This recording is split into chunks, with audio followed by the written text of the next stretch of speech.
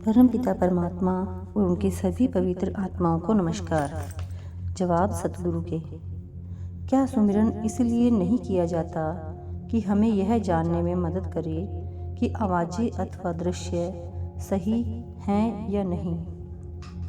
जवाब, सुमिरन करते हुए कोई शक्ल या दृश्य आपके सामने रह सकते हैं, क्योंकि संभव है कि आपके सुमिरन में पूरी एकाग्रता ना हो। सुमिरन केवल यंत्रवत ही चल रहा हो, एकाग्रता के साथ नहीं। जब तक सतगुरु का नूरी स्वरूप दिखाई ना दे और जब तक आपको यह विश्वास ना हो जाए कि वह आपके अपने गुरु का ही स्वरूप है, तब तक इन दृश्यों पर भरोसा नहीं करना चाहिए। उसके बाद ही आप उनके सामने अपनी समस्याएं रख सकते हैं और उनका फैसला सुन सकते हैं। वह फैसला एकदम सही होगा, वरना गलती हो सकती है। सुमिरन द्वारा ही हमें यह पता लग सकता है कि जो छाया या स्वरूप हम देख रहे हैं वह सतगुरु का ही नूरी स्वरूप है या नहीं। सुमिरन इस बात की पूरी गारंटी है। जब तक कोई स्वरूप आपके सामने ना हो, तब तक आपको उसकी आवाज़ की ओर ध्यान नहीं देना चाहिए। आपको नाम देने के समय यह नहीं कहा गया था कि सुमिरन के द्वारा आवाज़ों की भी परख की जा सकती है। आपको केवल गुरु के स्वरूप की सुमिरन द्वारा पहचान करनी है, ना कि आवाज़ों की। सतगुरु कभी भी अपना चेहरा छिपाकर आपसे बातें नहीं करता। जब भी उसे कुछ कहना होता है वह सामने आते हैं।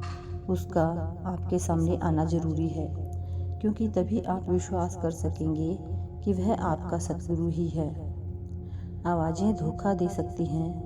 कभी कभी हमारा अपना मन ही हमसे बातें करने लगता है और अन्य कई चीज़ें भी हमारे मन से ही पैदा होती हैं। हमें अपने अंदर अपना ही चेहरा दिखाई देने लगता है और हम सोचना शुरू कर देते हैं कि मैं ही ईश्वर हूँ, मैं अपने आप को देख रहा हूँ, मेरे सिवाय इस संसार में और कोई नहीं है। ये सब मन के धोखे हैं और फिर हम इन शक्लों और आवाज़ों की व्याख्या अपने सोचने के ढंग से करने की कोशिश करते हैं। जैसा हम चाहते हैं उसके अनुसार इनका मतलब निकालते हैं, क्योंकि हमारा मन तो पहले से ही हमारी इच्छाओं के अनुसार चलता है।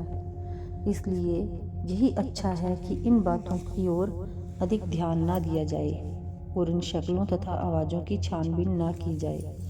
इसकी जगह सतगुरु के नूरी स्वरूप तक पहुँचें और इस बात की परख कर लें कि वह आपके सतगुरु का ही स्वरूप है। तब आप अपनी समस्याएं उनके सामने रख सकते हैं, उनसे बातचीत कर सकते हैं। उसमें कोई धोखा नहीं होगा। क्या यह डर भजन की उन्नति में बाधा डाल सकता है कि कहीं सतगुरु के नूरी स्वरूप तक पहुंचने से पहले हम भटक ना जाएं? जवाब, हमारे अपने अंतर्मन में बहुत से डर छिपे हुए हैं। वे सब हमारे गुजरे हुए संपर्कों, मोह तथा दबी हुई इच्छाओं के कारण हैं। केवल इस जन्म की ही नहीं, बल्कि पिछले कई जन्मों की। ये डर हमारे अंदर दबे रहते हैं और भजन के समय हमारे सामने आ जाते हैं। हमें इनकी छानबीन करने की कोशिश नहीं करनी चाहिए और इन बातों को कोई महत्व नहीं देना चाहिए। भजन सिमरन द्वारा हम इन सब चिंताओं, संशय और डर से ऊपर उठ जाते हैं और उन्हें दूर कर देते हैं। वरना मनुष्य को हमेशा किसी न किसी तरह का डर बना ही रहता है। हमें रोज नियम पूर्वक अपना भजन सिमरन करते रहना चाहिए। तब धीरे धीरे हमारे सारे भय दूर हो जाएंगे और हम निर्भय हो जाएंगे। तब हम किसी भी चीज़ से नहीं डरेंगे, चाहे इस संसार में कुछ भी हो जाए। भजन सिमरन हमें निर्भय बना देता है और भय का केवल यही इलाज है। हजरत ईसा ने बाइबल में कहा है, ज़्यादा से ज़्यादा वे तुम्हारे शरीर को मार सकते हैं, तुम्हारी आत्मा को नहीं। सबसे बड़ा डर यही है कि हमारा शरीर छूट जाएगा। हजरत ईसा कहते हैं कि तब क्या हुआ, वे तुम्हारी आत्मा को तो नहीं मार सकते।